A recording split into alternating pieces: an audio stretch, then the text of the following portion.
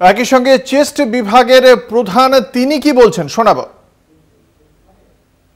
তো তখন আমি অনেক দূর থেকে দেখেছি, দূর থেকে দেখে ইতিমধ্যে পুলিশ ওখানে ওই জায়গাটাকে এসে গেছে, লোকাল পুলিশ হতে পারে, মানে আমাদের ফাঁড়ির পুলিশ টুলিশ। সুতরাং আমি খুব সামনে গিয়ে দেখার প্রয়োজন। আপনি বিভাগীয় প্রধান হিসেবে যে ছাত্রী মারা গেল তার মা বাবার সঙ্গে কথা বলেছিলেন? হ্যাঁ, আমি সঙ্গে সঙ্গে জানিয়েছিলেন একদম, আমি সঙ্গে সঙ্গে আমাদের অ্যাসিস্ট্যান্ট সুপারিনটেন্ডেন্ট যে আছেন, অ্যাসিস্ট্যান্ট সুপারিনটেন্ডেন্ট তখন চলে এসছেন। অ্যাসিস্ট্যান্ট সুপারকে আমাকে বললেন স্যার ফোন নাম্বার দিন। এবারে আমি তখন ওই আমাদের কাছে আপনারা শুনছিলেন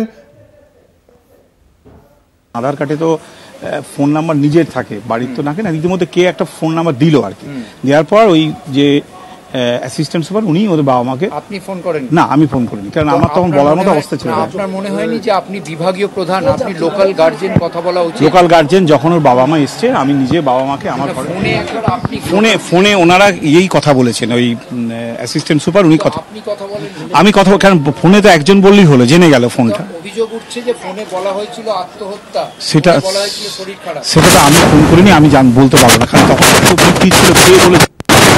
মা বাবা আসার পরে আমি একজন করে মা বাবা আসার পরে আমি নিজে ওনাদের ঘরে নিয়ে গেলাম, আমার ঘরে সঙ্গে সঙ্গে। এবার পুলিশ, না শুনুন না, নিয়ে গেলাম, নিয়ে যাওয়ার পরে যখন ওই জায়গাটা তখন পুরো পুলিশ এসে গেছে, পুলিশ ঢুকতে দিচ্ছে না।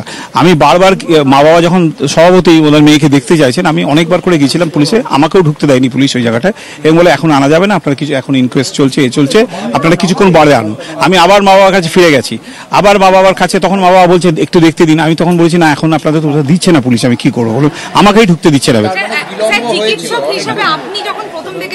আমি প্রথম দেখিনি, আমি না, আমি প্রথম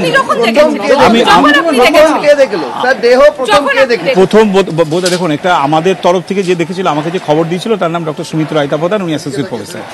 উনি জানতে পারলেন না প্রথম কে দেখেছিল? প্রথম মানে আমাকে সুমিত যেটা বলেছে, সেটা দুজন পিজিটি দেখেছিল, দুজন পিজিটি ব্যাপারটা তারাও ডিউটি ছিল, ওই ডিউটি ছিল না, তারা তখন মর্নিং এ চলে এসেছেন আর কি। মর্নিং এ চলে এসে আমি নামটা এখন সুমিতকে আপনার জিজ্ঞেস করে বলতে পারবেন, নামটা আমার ঠিক মনে নেই।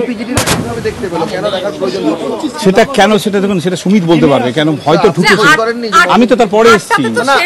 5 দিন তো চলে গেছে, 5 দিনের মধ্যে জানার চেষ্টা করেননি না? 5 দিনের ওরা তো আমাদের যে পিজিটিরা আছে না, ওরা তো এখানে ইয়ে মিছিল করছে, ওরা তো আমাদের এখানে আসছে না যে আমি যে জিজ্ঞেস করব। 8টাতে তো শিফট শেষ হয়ে যায়, যিনি রাতে আছেন, তাহলে সেই ক্ষেত্রে কি খোঁজ করা হয়নি? বাবা মাকে বিলম্ব হয়েছিল, কারণ ব্যাপারটা হচ্ছে, বলছি পুলিশ ওখানে যেতে দিচ্ছিল না, ওদের ইনকোয়েস্ট করছিল তো, ওরা যেতে দেয়নি। বাবা মাকে বোঝাননি যে ইনকোয়েস্ট? হ্যাঁ, বাবা মার অভিযোগ, এবং আমি না তখন 3 ঘন্টা দেখতে দেয়নি। সেটা তো আমার কিছু করার নেই, ওখানে পুলিশ যদি, লোকাল গার্জিয়ান, পুলিশের ওপর কে গার্জিয়ান?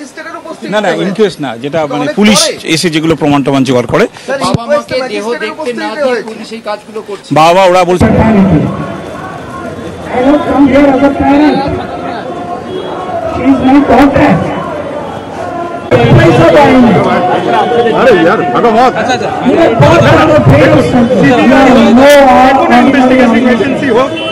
আমরা স্বচ্ছ তদন্ত, প্রকৃত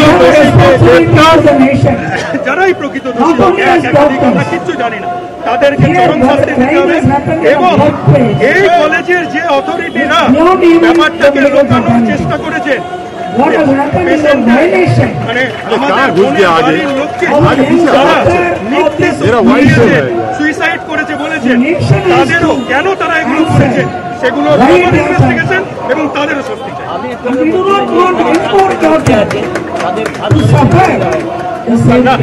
ওটা বলেছি যে কিছু সন্দীপ ঘোষের চামচা এই কলেজে তারা সমাজ বিরোধীদের মুক্তাঞ্চল করে রেখেছিল। 2 দিন আগেও আমাদের ছেলেরা যখন ঘটনা করছে, তাদেরকে থ্রেট করা হয়েছে, এখনো করছে। আমি বলে যাচ্ছি, একটা থ্রেট করা হয় তাহলে